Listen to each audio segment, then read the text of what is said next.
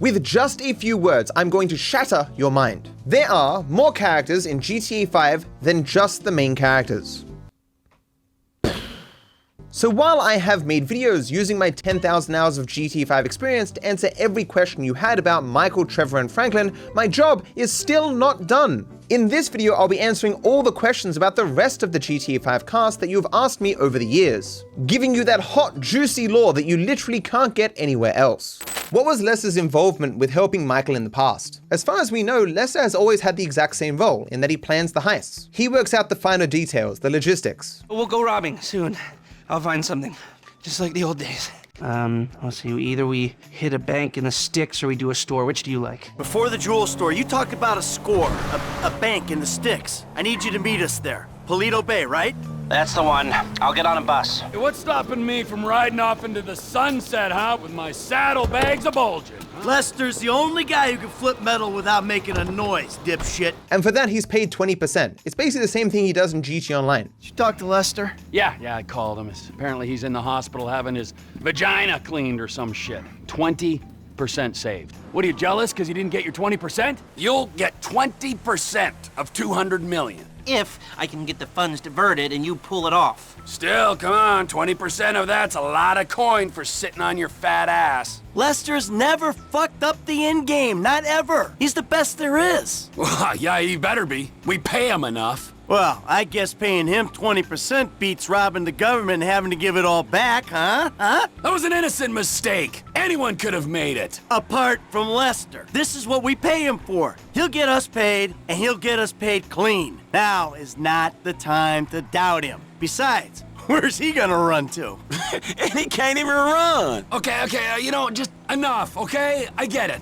A small thing to note is that if you actually try to calculate it, Lester never seems to take even close to 20% of any heist you do in the game. But then again, his cut might be calculated after some fees or some such.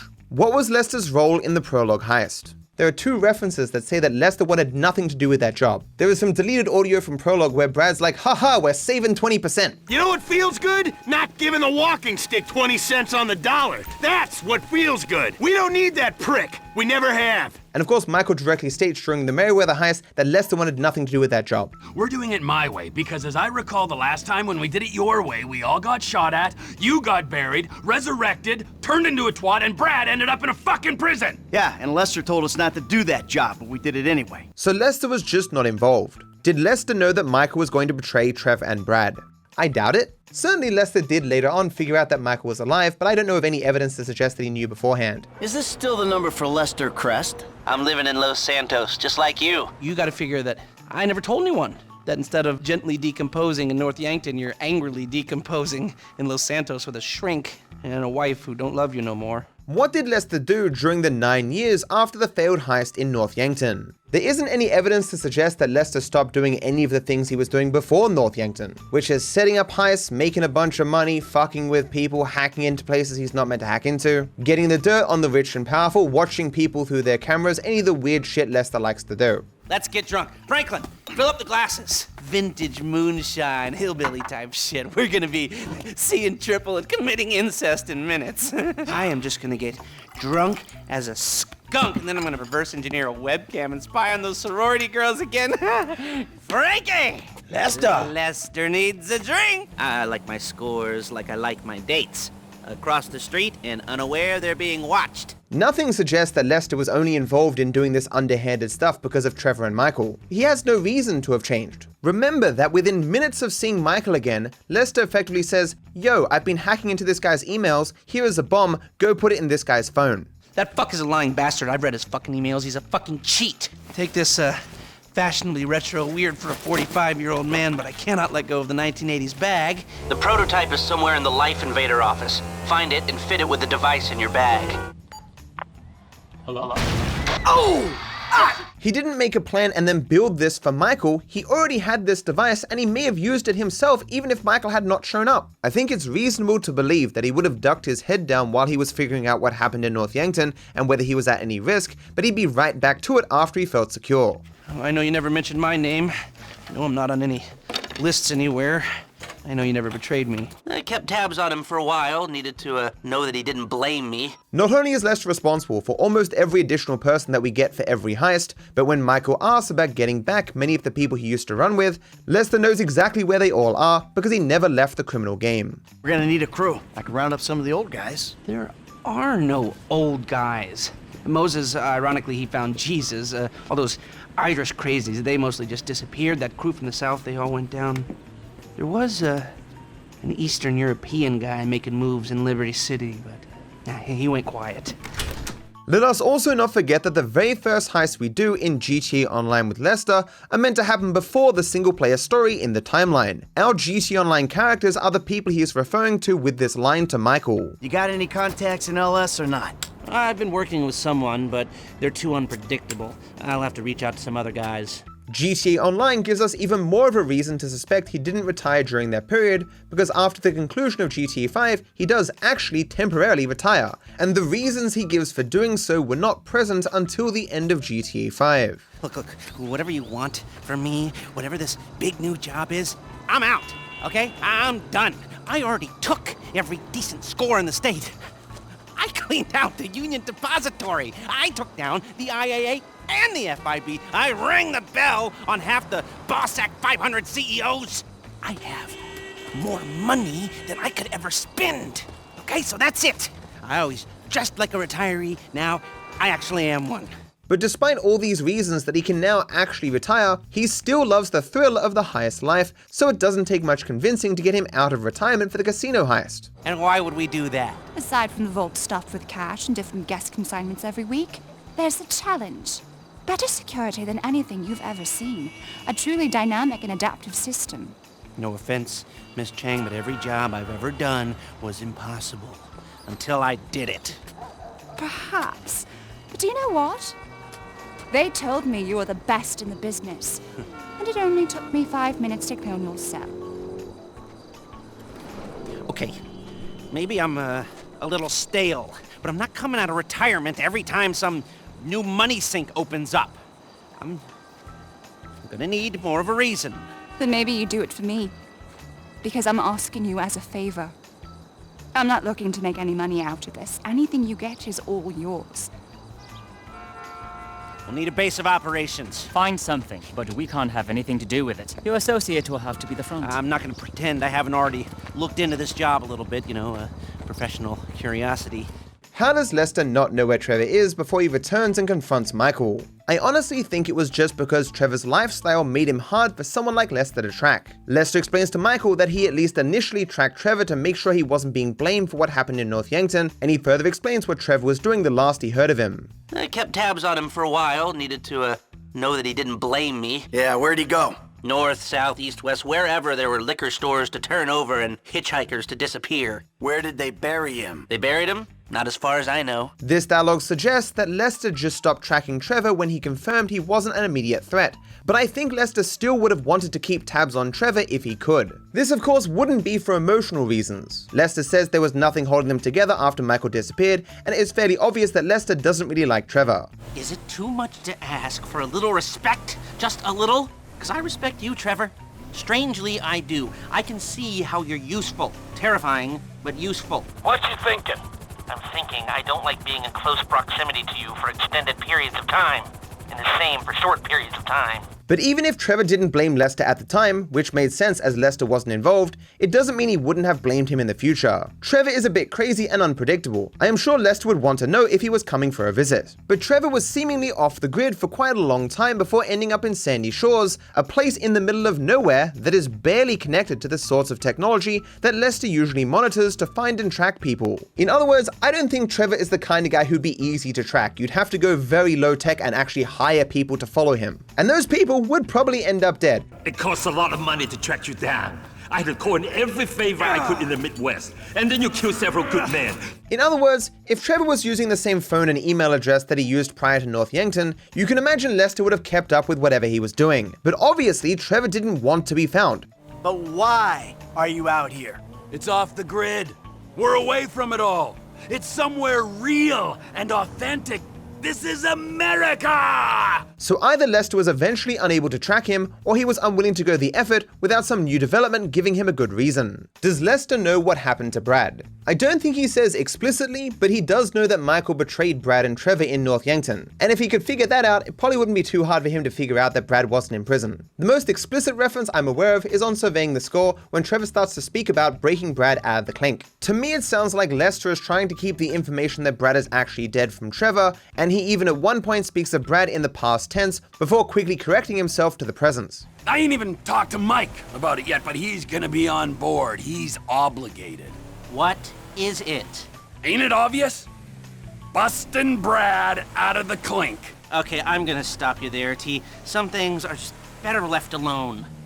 Brad's not a thing. He's part of the crew. Well, a crew's more than a sum of its parts, and he was a pretty shit part. He is a pretty shit part, and that's only 'cause he's in jail.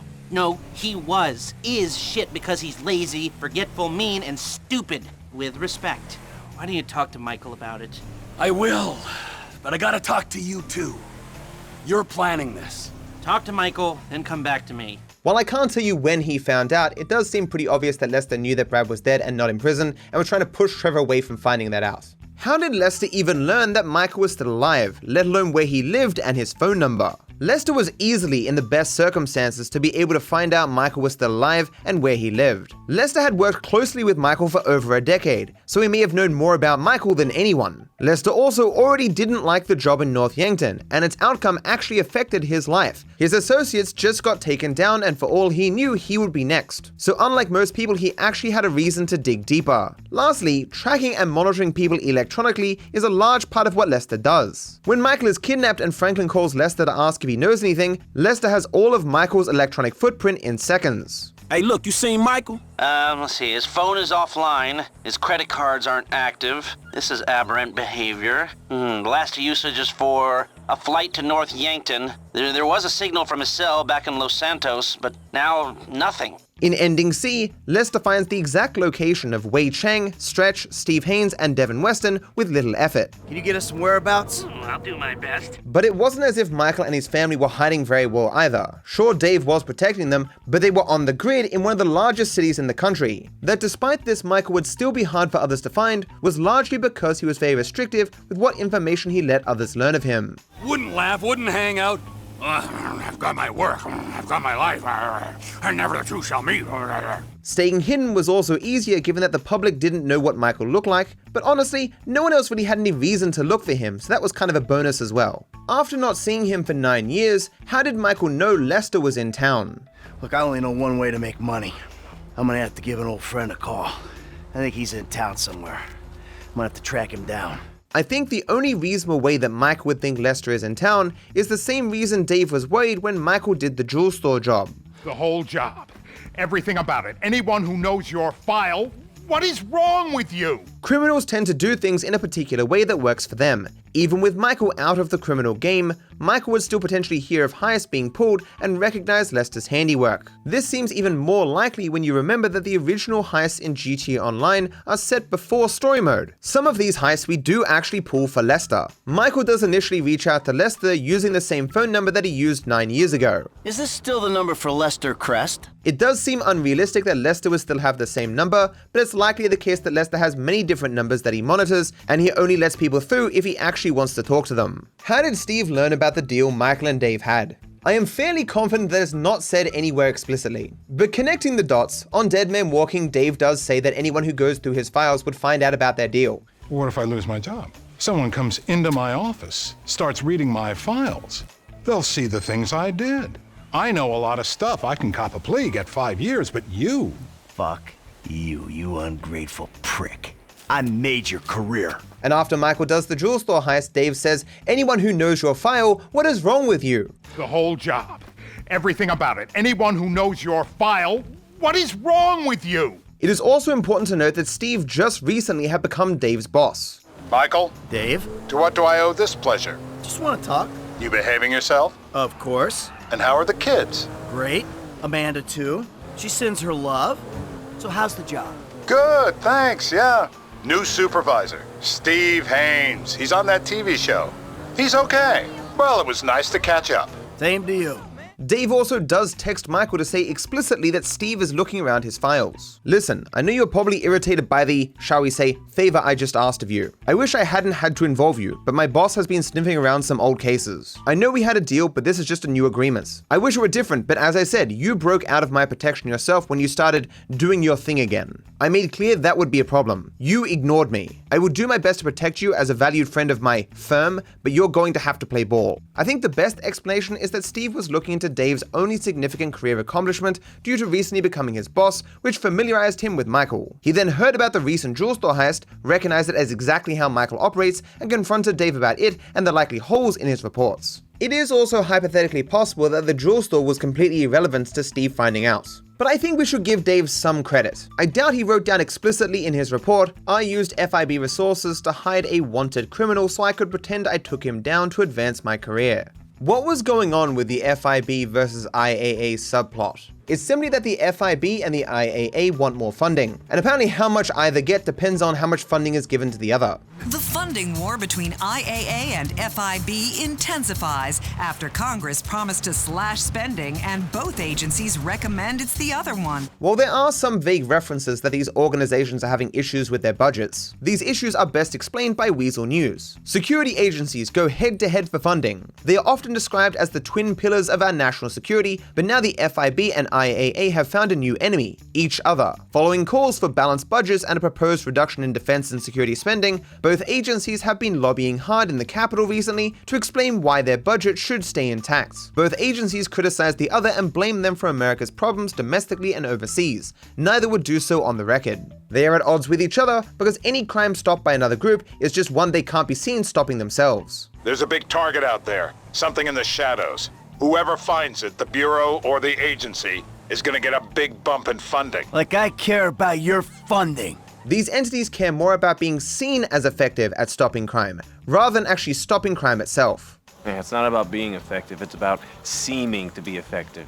With this understanding, you can see why the FIB would do things like stealing Mr. K away from the IAA. If the IAA got information, they just stopped the terrorists before the FIB. A boost for the IAA and a loss for the FIB. You're a fucking spy. Just to be clear, Mr. K is almost certainly not a spy. And the asswipes at the agency know this.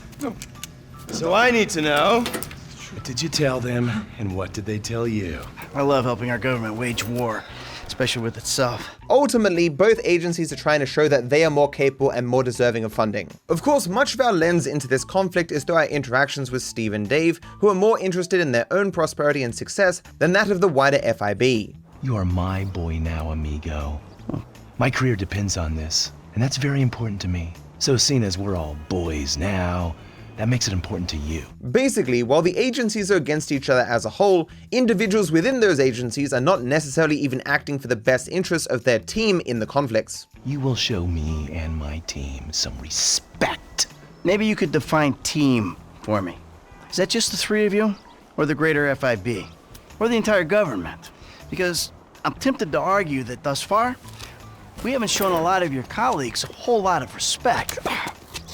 And why don't you start with me, genius? You got it, pal. Pretty much everything we do for Steve revolves around stopping the IAA from achieving something that would make them look good, which in turn will enable Steve to do something that will make him and the FIB look good instead. Some of the government, some of it is pretty corrupt. Not your bit, right? Yes, but we're corrupt in a good way. But the agency, they want to encourage panic so they can guarantee their budgets. That's how they get paid. It's a major problem. And now they've secured some funds that we need to use in our fight against crime as a way of bribing corrupt officials. We think they're gonna use this money to finance a war on our streets. And we need you boys to requisition that money for us. On the mission The Wrap-Up, we see all the government entities show up, these being the IAA, Steve and Dave's FIB contingent, Agent Sanchez's FIB contingent, and Merriweather. Merriweather's inclusion here may seem odd as they are a private entity, but they were recently allowed to take on domestic jobs, receiving billions in government contracts. Devin Weston profits from Congress's decision to allow Merriweather Security Consulting to expand domestic operations. Expect more privatized high-security firms to begin domestic operations as the war on terror continues to rage. Each of these groups are there to effectively call everyone else corrupt, while only they are the real good guys trying to save the day.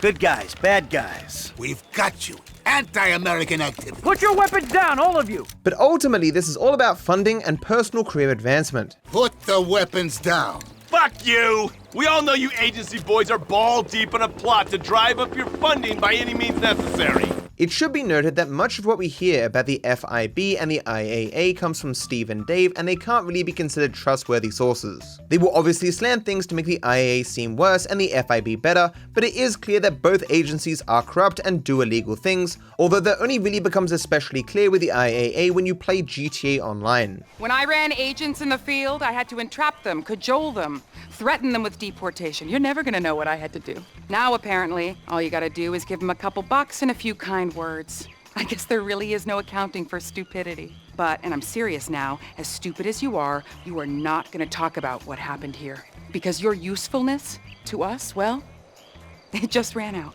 And for God's sake, I hope you're professional enough to get rid of the evidence. An interesting question, though, is how much do any of these people actually believe their own bullshit? For the record, I'm a patriot! I love my country! Like, Steve could sincerely have such an ego that he actually believes that only he can truly save America. Los Santos, a city of saints, a city of sinners, and nothing in between but the FIB. Has he briefed you? Oh, well, yes, he has. He told us that if we do what you say, then together we can take down the big bad wolf that is government corruption. Yeah, and if you don't, we're all gonna fry, because the agency's onto us. I've even got some fools in our own bureau that are questioning My methods! Think I'm a liar, a cheater, some kind of a killer and a thief! I do not get things wrong. You do your own dirty work. Hey, I do my dirty work every day, keeping the country safe from scum like you. And you're doing a great job, sir. So all the corrupt things he does to sabotage others and the crimes he commits to get to the top is all in the greater good because his having control is ultimately what is actually best. Just to be clear, he's wrong. Steve is an incompetent idiot who should have no power. Next time I meet a morally destitute, totally delusional, highly corrupt government agent, I hope he's a nice one. On the wrap-up, Steve says the FIB thinks he was involved in the incident. What incident? They're talking about the Bureau raid, the thing we did just prior. They know or think they know that I'm the one that was behind the incident. The thing that Steve specifically instructed us to do, so he was involved. I've even got some fools in our own bureau that are questioning my methods. There's some, evidence. And I need you guys to find out what they know. All right, so what? You want Lester here to hack into the system, wipe it all clean? No, that will not work. The only way to access it is through your buildings. We of course break in, and then either hack and delete the files on site, or we just steal the entire drive, depending upon which approach we pick. You want another drink? I think I better stay at least a little bit sober. I gotta deal with Davey and Dickwad yet. Put things to bed. Hey boys, I hate to break up the ritual, but I gotta go square things up with Davey and Dickwad. For serious?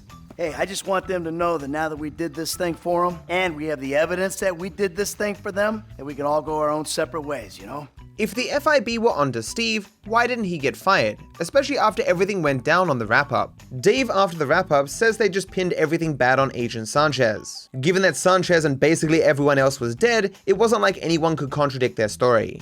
I saved you again, Davey. Again! So what are you gonna do for me about Haines, the rest of the FIB, the IAA, and everyone else, huh? History's written by the living, okay? We can pin most of it on Agent Sanchez. I get that story right and the agency and bureau will back off. I can spin Steve that you're controllable, but not Trevor. Steve. He's our wounded hero right now. I gotta cozy up to him, calm him down. Just get me out. Was the vial we stole on Monkey Business actually Nerve Toxin, or was it just Perfume Formula? So it's obviously Steve that claims it's a Nerve Toxin. Sources are convinced there's a plot in international affairs, you know, the agency, and they're using this facility to make a serious nerve toxin. Bullshit. Yeah. Which they plan in their mind-blowing insanity to let a major terrorist release on a metropolitan area so they can continue to get funding. Nothing increases funding for fighting terrorism more than successful acts of terrorism. The main characters do not express any doubts that this story is true. There's this research laboratory on the coast. The IAA are using it to manufacture a poison gas that they're gonna release on US soil in order to hope that the government increases their funding. Well, that sounds idiotically improbable enough to be possible. It is only after the heist on the news that we hear a contradictory narrative. Industrial espionage in Blaine County as thieves steal perfume formula.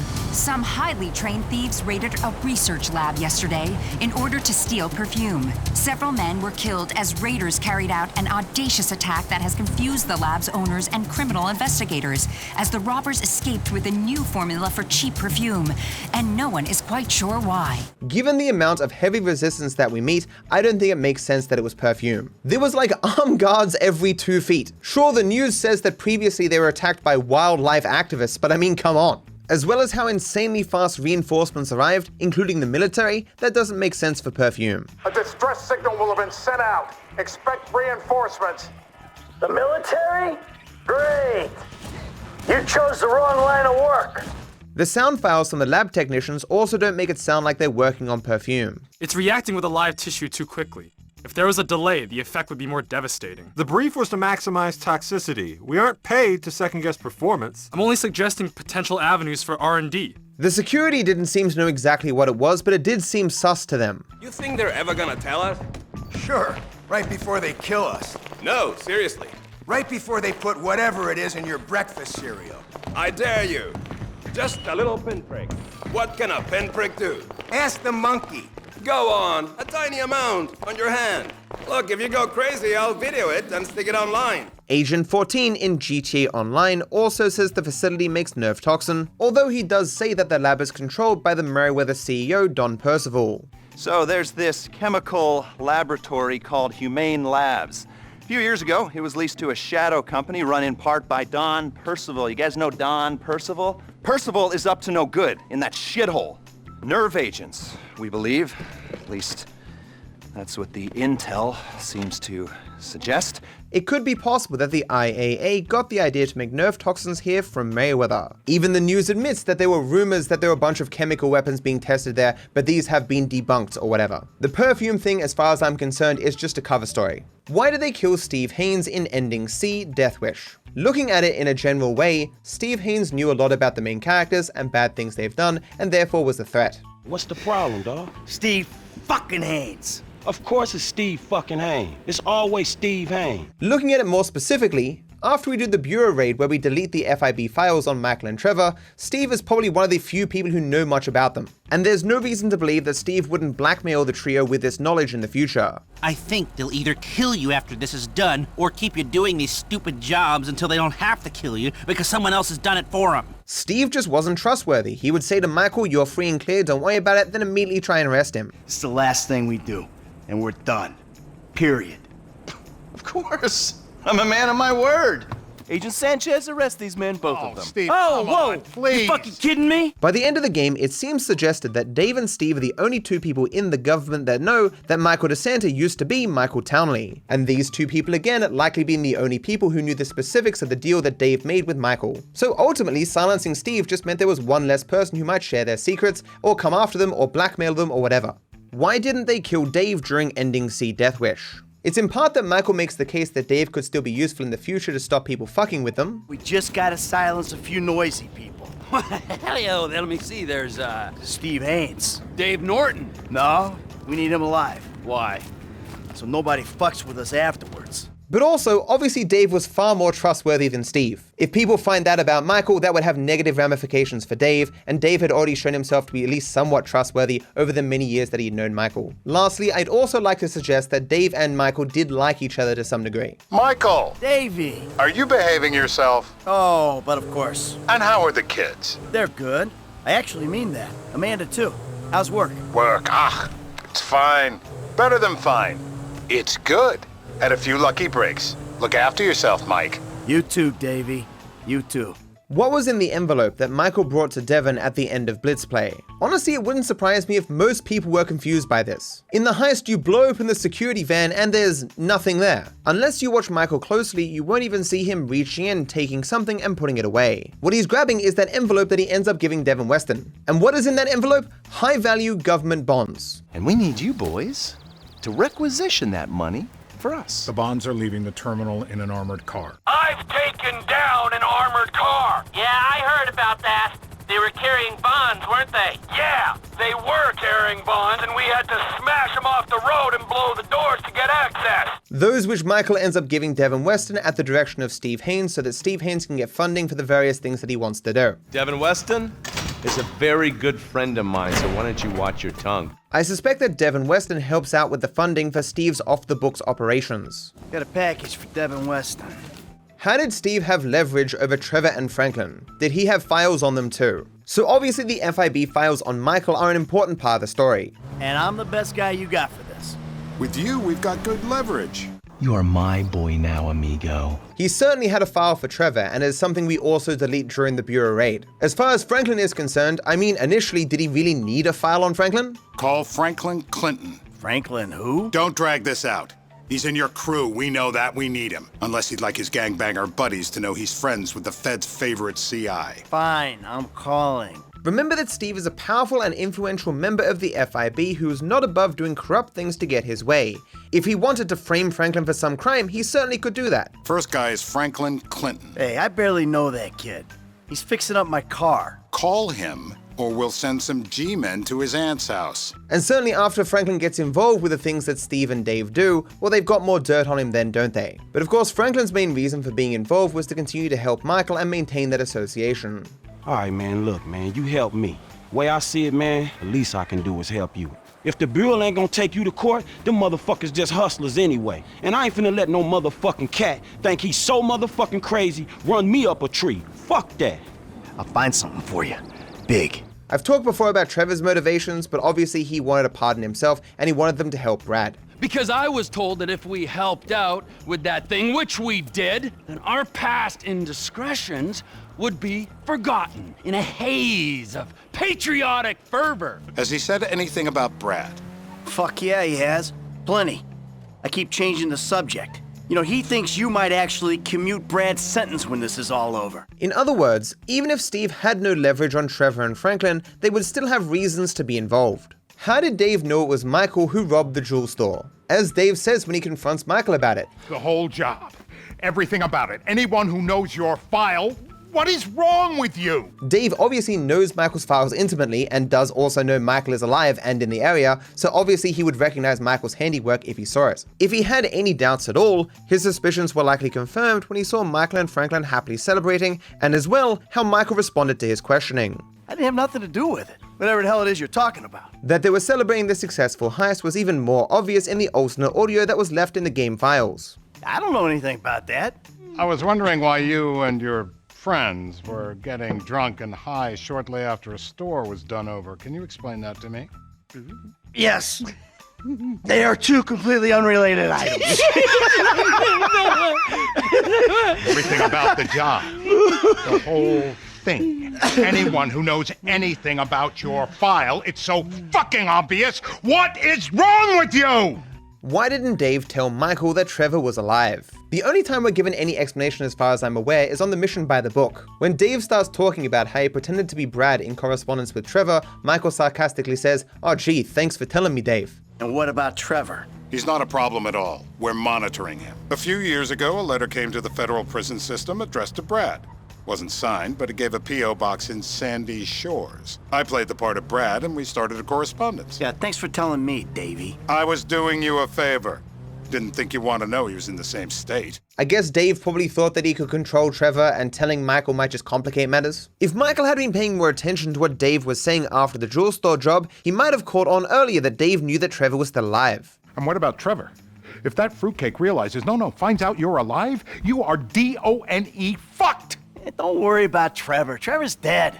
It's gotta be. This level of concern expressed by Dave kind of gives away the fact that he's not basing his worries on some hypothetical where Trevor is alive. He knows that he's alive. Why didn't Devin Weston pay the money that he owed everyone? So at the end of the mission, Packman, we finally deliver all the cars that Devin wanted, and Molly shows up to say, yeah, you're not really getting paid. In light of the drama your efforts caused, we felt it was not perhaps the best idea for you two to be seen together for a while. Where's the money? Mr. Weston is one of the most brilliant investors the world has ever known. He's obviously a maverick, but he's also rigorous in his research. He is going to hold your money, invest it in his alpha fund, and make the funds available to you at a time as the transfer will not induce any undue attention. Which is a polite way of saying I'm getting robbed? Why did Devin do this? Because he's an asshole. An asshole who thought he was untouchable. Hey, Slick, it's me! This is kind of like a little hobby of mine, requisitioning the underappreciated Possessions of my contemporaries for some wealthy communists in China who will value them much more. What? Robbing my so-called friends, Slick. Why? Why? Because they have things nobody else has, because they can afford it, because frankly, I'm rich enough to do whatever the fuck I want, and you're poor enough not to ask me any goddamn stupid questions. A billionaire, who even the president lets finger his wife. Take me, right? I am opportunity, I'm security, I'm fast cars, blowjobs, I got the world on a plate. You know what the irony is? I'm a major shareholder in that same studio, so what we just did is practically legal. Ha! Devin Weston, master of the 2-hour female orgasm. Fed, Steve Haines, Dave Norton. I own shopping malls. I would not employ those two clowns then. And I make one phone call, their careers, they are over. I'm sure Devin just thought, why would I pay these clowns? What are they gonna do, go to the police? Given that this was one of the contributing factors that led to Devin paying the ultimate price, it obviously would have been cheaper for him had he just paid the money. Does not killing Devin Weston affect the story in any way? Man, you got a death wish or something. Am I supposed to kill you now? As you likely know, only in ending C do we kill Devin Weston, so I guess this person's asking, what happens after ending A and B with Devin still being alive? Obviously there's not much story after the game ends, but we can speculate. Devin still being alive in ending B doesn't matter, because Michael's dead and Devin's main beef was with Michael. Sure, he still didn't pay everyone for the cars, but it's not like he paid them for the cars in ending C either. And I guess there's no reason Devin couldn't just screw with Solomon Richards again? You know, try and destroy the movie studio and use the land to build condos? To get the other major shareholder, the old bastard's idiot son, to agree to tear this relic down and let me redevelop the area for condos. But obviously the only one of the main characters who would care about that is Michael, and he's dead. Outside of that, Devin never showcases any interest in Trevor. Oh, of course, you must be the creepy one. Just give me the fucking money now. Oh, I'm so scared, I really am. But you know what? I'm a payment on completion of work type of guy. You don't like the job? Take a fucking walk. And while Devin throughout the game does at least suggest he has some interest in Franklin, he tells Franklin after he kills Michael that he was not at all serious. Franklin, homie, what's happening, man? Hey, you know you sound kind of patronizing and borderline racist when you speak to me like that. Ah, grow up. Is it more patronizing than telling you to ice your favorite uncle? Yeah, I don't think so. All right, so now what? You got a job for me? Oh, I had a job for you, Slick, and you just did it. Let me take a look down a list of your uses and, oh yeah, we're all out of them. I do have some advice for you, though. Go to business school, because clown school ain't worked out so good. In ending A, Michael and Devin live, but Steve says to Franklin, in exchange for killing Trevor, he will get Devin off their back, meaning that Steve will convince Devin to leave Michael and Franklin alone. Okay, I did it, all right? I know, good dog. Look, man, Devin Weston came to talk to me. He wanted me to clap Michael and let Trevor go. Then you should have clapped both of them. Man, ain't it something you and Dave can do? Sure, I can talk to Devin. He's licking his wounds after Merriweather lost their license to operate in the state. He might need a friend. Oh, yeah, okay, shit. I hear it could be real useful having an FIB agent looking out for you. Your chips are cashed, pal. Don't contact me again. And frankly, I'm skeptical that he can do that. Devin's an asshole who does whatever he wants and takes whatever he wants. Hypothetically, he could appear at any time and start fucking with Michael and his family again. Or if Devin decided to attack the movie studio again, they would put him in direct conflict with Michael again. I mean, maybe there's a few people still pissed at me. That investor guy, maybe. I don't care.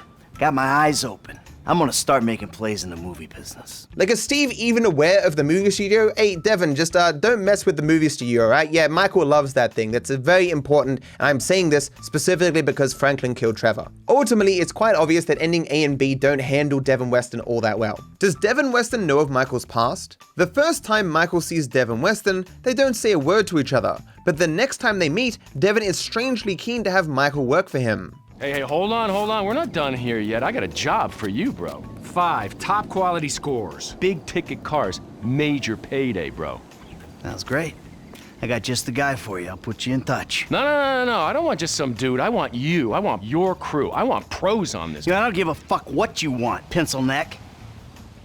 It could be that Devin sees Michael as capable because Michael is working for Steve, someone Devin already has business dealings with. It's also possible that Devin sees Michael as another way of controlling Steve, so his interest in Michael could be as simple as that. But when Devin is speaking to Franklin at the end of the game, Devin speaks of Michael betraying people. He has betrayed everyone he's ever known. It is possible that Devin is just exaggerating about how he feels Michael betrayed him with the movie studio. Fuck that!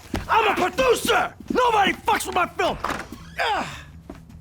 but it could be that Devin uncovered Michael's past either through Steve or some other avenue. I think this would really only have implications for a hypothetical future after ending A and B, because of course Devin Weston survives in those endings. I therefore don't view it as too important, but it is interesting that this is left unanswered. Bye-bye. Was Jimmy Brad's son? So some people, even myself at one point, wrongly concluded that Amanda was interested in Brad based off this conversation. Drunk again, my darling, like the night we met. Not kidding. I liked your friend. Trevor?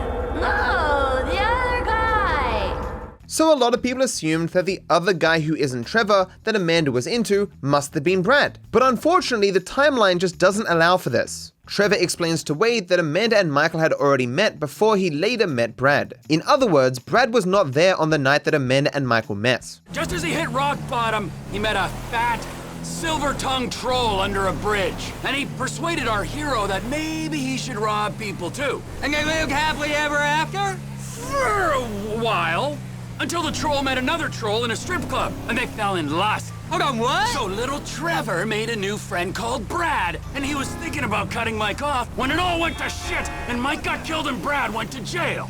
So Michael and Trevor met, then Michael met Amanda, then sometime after, Trevor met Brad and brought him into the group. We can conclude from this that Brad was not there on the night Amanda and Michael met, so she must have been talking about someone else. Maybe Lester? I think if Rockstar wanted to imply that Jimmy or Tracy were not Michael's biological children, that they would have given more information on the matter. I think if Rockstar wanted to make this connection, they would have just made it. Nitpicking the character models I don't think counts as evidence because there are many different inconsistencies between the character models. And given the nature of the characters, it's entirely possible that they're wearing contact lenses or dyeing their hair or have had plastic surgery. I don't think Rockstar ever intended people to put characters side by side and try and draw a resemblance. Doesn't Amanda's list of her prior relationships show that she actually cheated on Michael first? At the end of Reuniting the Family, Amanda lists a bunch of people that she was involved with in some capacity. Not Dr. Friedlander, or my yoga teacher, or our tennis coach, or the juice guy, or the dog walker. Oh, hey. Oh. Or Jimmy's third grade teacher. Or the trash guy. Or Dad's proctologist. Or the guy that thinks he's Jesus on Vespucci Beach. Or the hippie bum who thinks the world is ending. People take note of her mentioning Jimmy's third grade teacher. Given Jimmy's current age of 20, and that children in the third grade are 8 or 9 years old in America, this implies that around 12 years ago, she may have cheated on Michael. This being both before the time skip and their moving to Los Santos. There are 3 problems with this. First, Michael does not think Amanda cheated first. We know this because he doesn't object to Amanda's accusation in this scene. I was faithful to you up until I found you in a stripper. The second problem is that your third grade teacher is always your third grade teacher. That is the case when you're in the third grade, but it is also the case even 10 years later. What teacher you had in the third grade does not change. Even if she slept with him, which she doesn't explicitly say, this doesn't imply she did so when Jimmy was still in the third grade. Lastly, everyone else she mentions is clearly in Los Santos and in present day. It would make no sense for her to throw in someone from 12 years ago. Why does Amanda so quickly agree to go back with Michael after one therapy session, especially when he threatened to kill her? For a start, I think it's pretty clear that the entire family's fucked in the head. With that being said, Michael did go to Amanda before the therapy session to say that he wanted to give their relationship a chance. And Amanda agreed to do so. That's why they went to the therapist office in the first place. Amanda was clearly already receptive to getting back with Michael. Like, keep in mind that they've been together for 20 to 30 years at this point. And as you can probably see by the way that Amanda was treating Fabian, including asking Michael to hit him, it wasn't like she'd found something better. Michael, just hit him, please. Shush, woman! Anything for you, sweetheart. What? All the therapy session did is give Michael and Amanda a chance to let out their frustrations on each other, to effectively yell the anger away. I should have had you locked up years ago, you stupid shit. Do it! I'll put you in the fucking ground with the rest of them. Amanda directly after refers to the experience as cathartic. You know, there was a moment there. I thought... What? I don't know, like maybe we still had a ways to go. You know, like maybe we need more time. Time for what?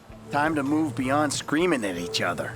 That was cathartic. It felt good to release all those repressed emotions. She then goes on to say that no one else really gets them and they're bonded together because of their shared experiences. So given their shared history, it's understandable why she'd want to give things another chance. So you gonna come home with me or what? Guess we'll give it a try. All right then. Of course, if Michael just went back to all his bad ways, she would have just left again. But Michael does start treating his family better and they go on to have a better life, so she stays. We can afford this now, right? Ah, sure we can. We gonna be okay, Amanda? I think we might just make it, Michael. Hey, my dear wife. Hello, my deeply flawed but almost lovable husband. Hey, baby, you looking for a date? Nope, me and my wife did therapy. No pros for me. Hey, listen, baby, that was great. I gotta run now, okay? All right, bye, babe. So long. Additionally, while it's hard to say how much of a factor it is in her decision, there are obviously some complications with her leaving anyway, as she once said, I would divorce your ass if I could. Amanda was involved in lying to cover up for her husband with law enforcement, has kept secret all his misdeeds, and she is also living life with a fake identity. Thank you, Michael, whatever the fuck our fake last name is. Amanda also knows sensitive information about Lester, Franklin, Michael, Dave, and so on. Information that, if ever revealed, would not be great for them. I don't think she seriously thinks people would seek to silence her, but I am sure she is aware that if she runs off, there's at least some small danger in that. I'll put you in the fucking ground with the rest of them. Plus, Amanda may not even have money to run off with. Her going back to Michael is obviously the least complicated option, regardless of her feelings on the matter. Although I do think she more emotionally wants to go back, rather than just facing the practical realities. She does seem sincerely happy with Michael after this. Oh. What are the canon approaches for each heist, and what ending is canon? A, B, or C. Time's ticking, pal. Beep, beep, beep. And your answer is... I'm honestly unaware of anything in the game that makes any particular approach more canon than any other. It is usually later developments that happen in GTA Online that make certain choices in GTA 5 the canon choices. So for example, in GTA 5, Michael has the option of either letting Dr. Freelander go or killing him. Breaking news. Isaiah Friedlander killed. Good taste may have finally died off in this town. Radio host and author Isaiah Friedlander was murdered by an unknown assailant yesterday. As he comes back in GTA Online, it must be canon that Michael let him go. And of course, ending C is considered canon because in GTA Online, Trevor and Michael are referenced as still being alive. That bastard Trev, my best friend, he's supposed to protect me forever, and he goes all Vinewood on me. He's too important for Ron now. He's a guru. He's a lifestyle coach. I don't know what he is. I bet he's got abs. Is this motherfucker going through the movie studio? Man, shit, I know one of the producers around here. I hope his ass ain't at work today. It is, however, clear that when GTA 5's story was written, none of that online stuff was planned. So it is more that new online content reshapes GTA 5's story rather than tells us information about it. As far as the GTA 5 story is concerned, none of your story choices are more or less correct. If Ending C is canon, how does Tao Cheng survive? As a part of Ending C Deathwish, Franklin is sent specifically after Wei Cheng. And Wei Cheng, W-E-I-C-H-E-N-G, Wei Cheng, Wei Cheng. While I'm sure most players just killed everyone in their parking lot, technically the only person you have to kill is Wei Cheng. But while Tao Cheng was obviously not presented as much of a threat to Trevor, and therefore not a specific target, I don't think it likely that when they wrote this scene they expected to bring him back later in GTA Online. That Tao Cheng is still alive, and that the dialogue says he survived this event, is just another example of GTA Online's story altering the original story. Tao Cheng says, "I almost got killed at this country club once already, never again."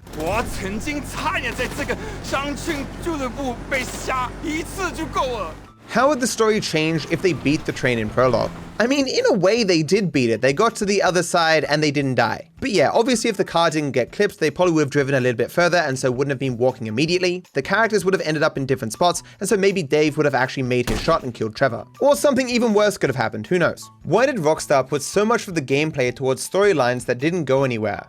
I think the biggest example is the Merryweather heist, where you do all these things to set up a bunch of stuff and then you do the heist and you end up exactly where you started. So you mean to tell me this shit was all for nothing?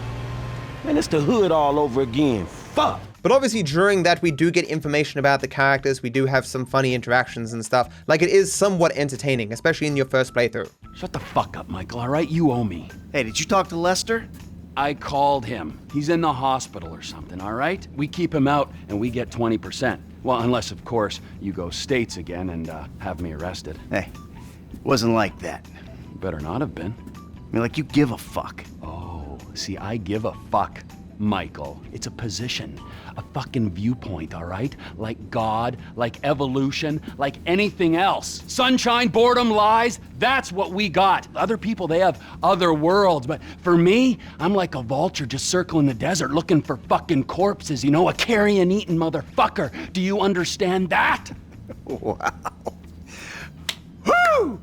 Bravo, you fucking idiot. I don't think everything that happens in a game has to have such monumental importance, or necessarily have huge long-term consequences. That thing doesn't go back, then we will all end up on every watch list in the entire planet. Watch list? So fucking what? So they don't watch, they kill.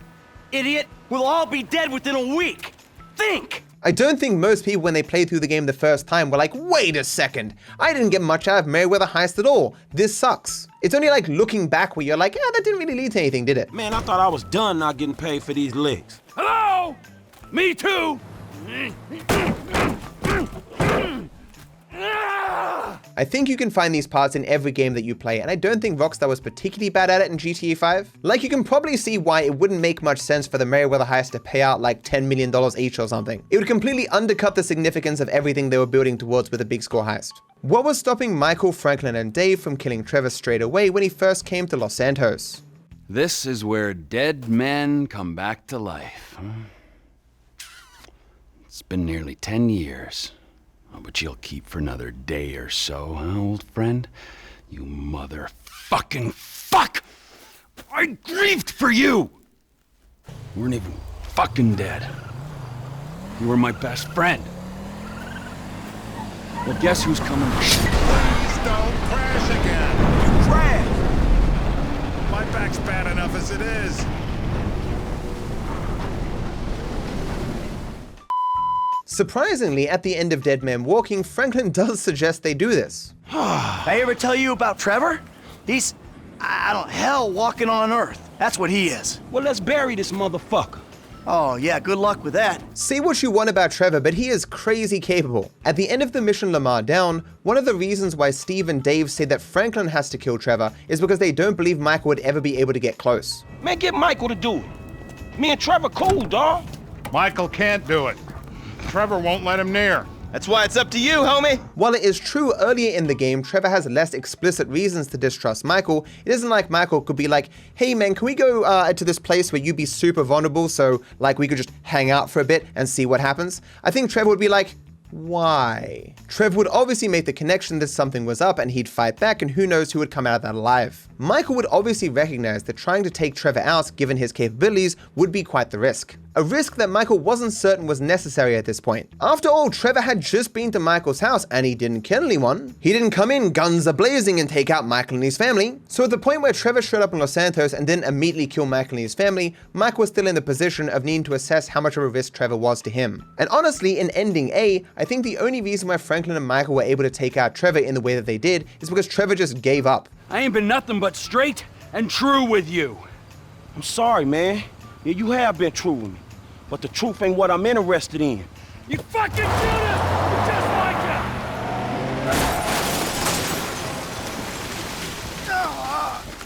Oh, Michael! I thought I was with one Judas! I'm surrounded by them! You fake motherfuckers! You want a piece of me? Fucking come at me! You wanna kill me? Take a fucking shot! People don't change! He was emotionally destroyed. Again, he's been betrayed by everyone. No one loves him. No one cares about him. Just take the shot. Basically, trying to kill Trevor was an obvious risk, one that they didn't know for certain they had to take. Isn't doing the Polito heist to buy a cargo bob pointless when you could just steal one? This is even more true considering that we steal a cargo bob for one of the approaches to the Merryweather heist. I think it's pretty clear that for every heist, the things we have to source could be sourced in multiple different ways. Rockstar, of course, just didn't want to say, hey, do that same thing like 6 times throughout the game. They wanted to make it different each time, even if, yeah, doesn't make a whole lot of sense. How did Trevor meet Wade? We learn this explicitly in a conversation that happens between the two characters on the mission Hang 10. You remember when we met? Sure, last year.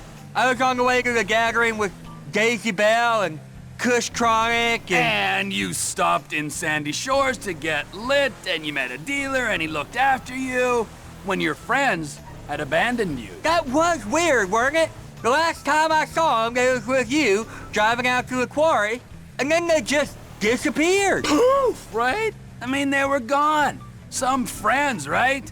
And now Cousin Deborah don't want you around? I mean, there's a pattern here. The Congo did get messy. The pattern is you can't rely on anyone except me. The nature and duration of their relationship is also explained during Friends Reunited. Family's important, Wade. Not as important as the man that's employed you, mentored you, and fed you amphetamines this last year, but it's important. Where does Lamar go in the middle of ending C, Deathwish? Before going to the confrontation at the foundry, Franklin goes to pick up Lamar, and Lamar comes to help him during the shootouts. There he is! While Lamar does stick around and help the trio, once all the enemies are dead, he just vanishes. I actually mean that literally. When Franklin, Trevor, and Michael get together in that cutscene to discuss what they're going to do next, when that cutscene starts, Lamar vanishes. I don't think he says anything or says, hey guys, I'm gonna go now, he just disappears. I'm not aware of any cut content or any game files that explains this, or if there's some cut dialogue where he says, hey guys, I'm going now. He just goes. After the trio have done their discussion and you switch to Franklin, Franklin will call Lamar and be like, hey yo man, thanks for helping out. I've still got some more stuff to do. That was above and beyond, homie. Ain't nothing above and beyond when it comes to the homies, homie. A nigga just want to be helpful, you heard me? I'm serious, dawg. That's hood. Michael and Trevor too. We grateful. You a real homie, and I love you, dawg. You too, homie. You done with this bullshit now? Almost. After the mission is over, Trevor can call Lamar and thank him for his help, and Franklin can call Lamar as well to explain that Stretch is dead, but that's about it. Thought you should know, man. Stretch is dead. He a OG. He a dangerous motherfucker, man. Now he gone. Probably for the best, homie. But I'm sure I'm lucky to have a cold-ass motherfucker like you to make them decisions, nigga. Yeah, you are, nigga. Hey, crazy man, you calling me to share some of that metal, dog? Nah, I'm calling to thank you for backing us up. Nothing says thank you like a gold bar, homie. Nothing says thank you like saying thank you. You're a good kid. I'm a poor kid. Man, shit. Why didn't the tennis coach tell Michael it wasn't his house before they pulled it down? Obviously because it's more interesting for the story, but I don't think the tennis coach could have realized that Mike wanted to pull down the house anyway. Like, who would honestly think, oh yeah, that guy down there, he's probably hooking something up so he can pull the house down. What Franklin was doing under the house wasn't visible to him. And even if he saw it, he probably wouldn't think that Mike would literally pull the house down. Because, you know, who the hell does that? You might also want to know why the tennis coach was hiding there, and the answer is because he lived across the street. I don't think Martin was there at the time, but maybe the tennis coach knew him or Natalia and thought, well, I'm better off at their house than my own. If shit goes down, they can protect me. On Packman, how did the cops know the cars were stolen? I believe it's implied that they followed Lamar. At the beginning of the mission, Franklin asks Lamar how the boost of his vehicle went, and Lamar says it was very easy. And Franklin responds in a skeptical way like, that doesn't make any sense, this is a very expensive vehicle that you just stole. Hey, how'd the boost go? Man, it wasn't nothing, homie. Them buses is lame. This shit wasn't locked down. I ain't see nobody. Man, this shit sound weird, man. Oh, you paranoid, homie. I saw the ride, I took the ride. No drama. No security. No one saying, who the fuck is this gangly motherfucker doing in my car? Nothing. That's worrying, man. That's some shady ass shit. And so I think the cops became aware that very rare vehicles were being stolen, and so they just camped out many rare vehicles in the city, waiting for one to get nabbed. Man, the cops was all over us. They slowed us down some. That's not surprising. The insurance companies have been pressurizing them to find you since the studio break-in. You knew there'd be heat? Man, you could have told us. So the cops were already onto the trio when Franklin put the last car onto the trailer and they started to leave Los Santos. They didn't just immediately nab Lamar when he was stealing the vehicle because they wanted to find all the other vehicles that were stolen, and they didn't immediately swarm the trailer because they wanted to wait until they were out of town. They must have waited till we was out of town. Yeah, it looks like it, don't it? I guess maybe because they were worried about collateral damage? At the start of the game, it is said Stretch is getting out of prison. Why was he in prison to begin with? I don't believe we're told explicitly, and this conversation between Lamar and Franklin is the only real discussion of his crimes, but you'd assume it would have something to do with his gang-related activities. You heard the boy Stretch getting out, huh? He getting out? Then the state is in some real motherfucking trouble, nigga. I didn't think no amount of overcrowding would put that nigga back on the streets, dawg. Budgetary realignment, homie. They're lining the homie right up out of Bolingbroke. Damn. Well, let's just hope he don't fall back into that same downward spiral that put him in to begin with. You fucking with me, right? Yeah, I'm fucking with you, dawg. Fool, acting all judgmental as shit. Look at you, man. That shit is lame. It is funny that the same proposed reduction in defense and security funding that led to the IAA and FIB fighting was likely the same that led to Stretch being released due to not having the resources to continue to keep him behind bars. How did Trevor meet Ron? We learned this on Minor Turbulence if you happen to fail during the first drive. Surprisingly, the game has quite a bit of alternate dialogue that only plays after you mission fail and retry. This is even in scenes where you wouldn't think that you would normally mission fail, meaning most people miss it. You remember before we met? Oh, only too keenly. Straight-edge divorcee hiding from the world, you could barely light your own crank pipe. I didn't want to. I mean, I was naturally suspicious of amphetamines.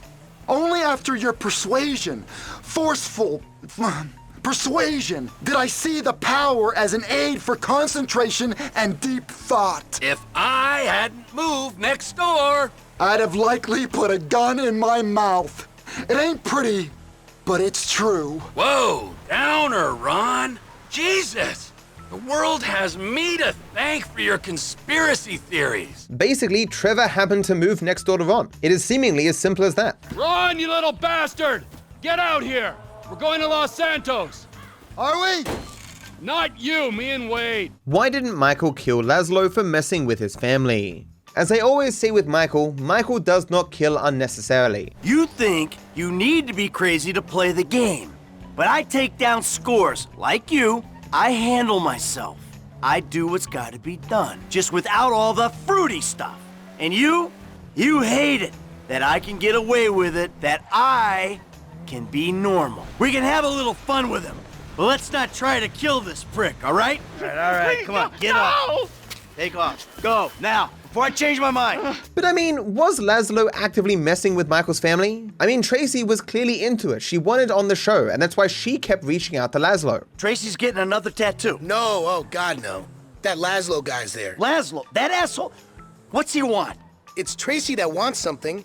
She wants to get back on Fame or Shame after you and Uncle T cut her cameo short. She's trying to persuade him to give her another shot.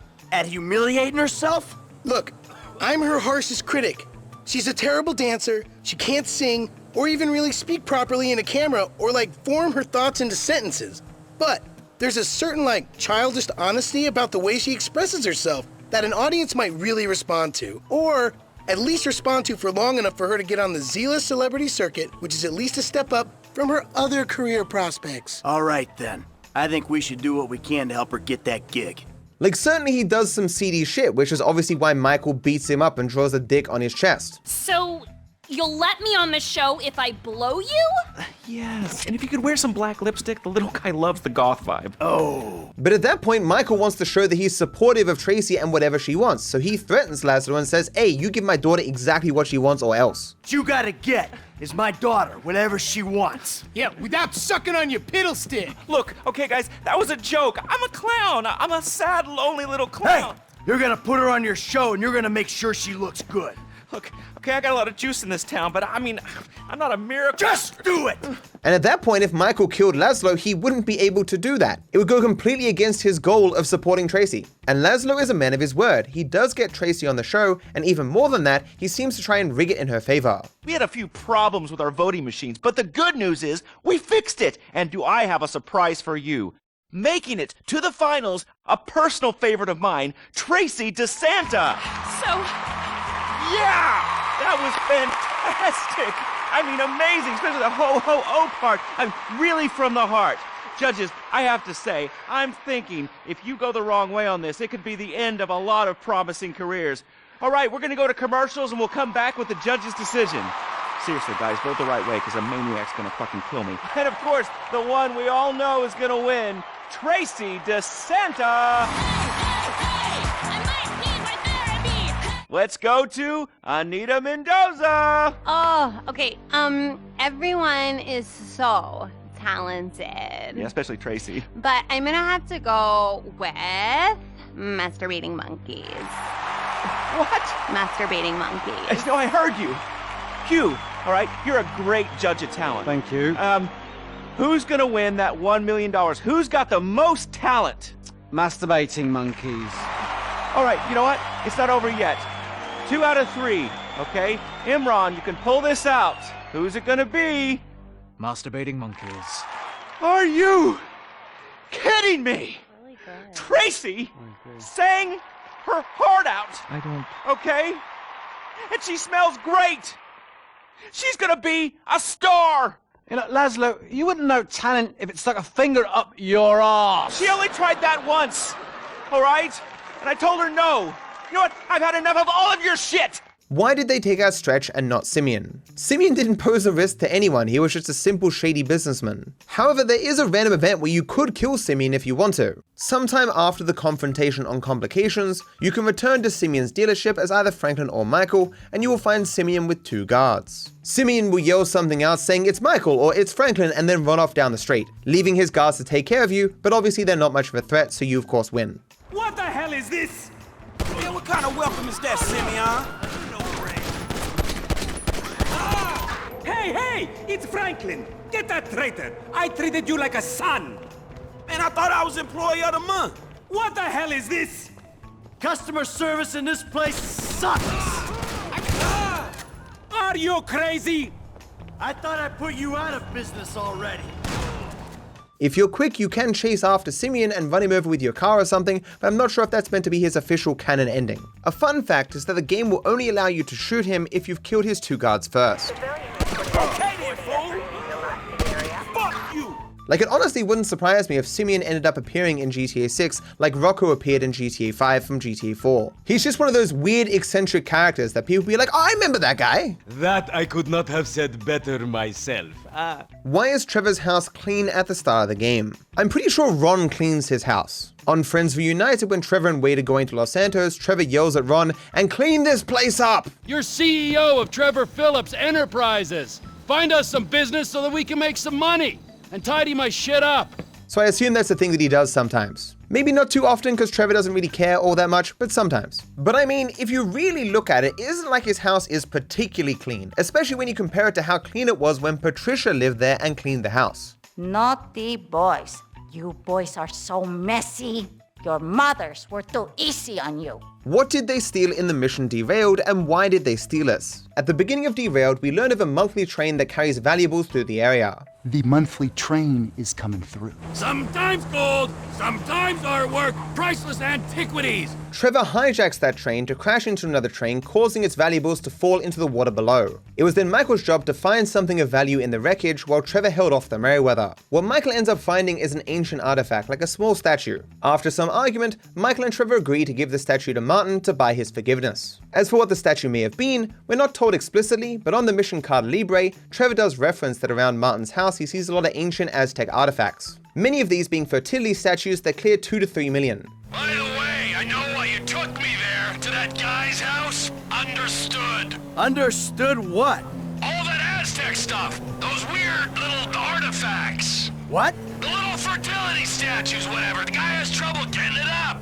We'll clear 2-3 million on those, easy. Perverts will pay anything for hope. We weren't casing the joint. Why is Martin using 2 different homes in the story? Those houses being the one on marriage counseling that we pull down and the one on Carta Libre that we meet him in at one point. At the end of marriage counseling, we see a woman spit on Michael. Her name is Natalia. She is Martin's mistress. In other words, he is cheating on Patricia with her. In some GTA Online cutscenes, he alludes to the fact that he bought the house for her. Hey, look at this place. Isn't it beautiful? A modernist wonder home, very significant. My business associate lives here. I bought it for her, for him, for her as a present, because I like her as a business associate. Good working with you, my friend. I'll see you again. And keep this house between us. Natalia will need a hotel while you finance the rebuild, won't she? So Martin may own it and let her live there, or he may have given it directly to her, but at the end of the day, he has this second home so that he can stay in it with Natalia, while he has his ranch where he stays with Patricia. It seems likely Patricia is aware that Martin is not faithful. No, Patricia, no, I'm playing golf. Golf!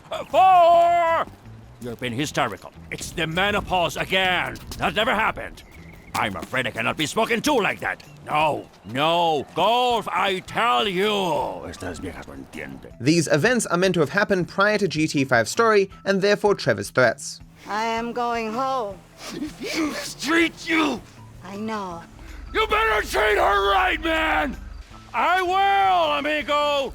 Otherwise, the other ear! Of course! So I'm not sure if Martin would have kept up his relationship with Natalia after this point. Congratulations! If along with this video you've seen my previous 3 lore videos, you now know everything there is to know about Grand Theft Auto 5. Be sure to tell your friends and put that shit on your resume. But in saying that, if you think you've still got a question that I didn't answer sufficiently in these videos, feel free to add it to my Discord. There is an entire section dedicated to questions from you guys. I'm not saying that I'll certainly make another lore video, but if I get enough high quality questions, I don't think I'm going to be able to resist. And with that, thank you for watching, I wish you all the best, have a good one.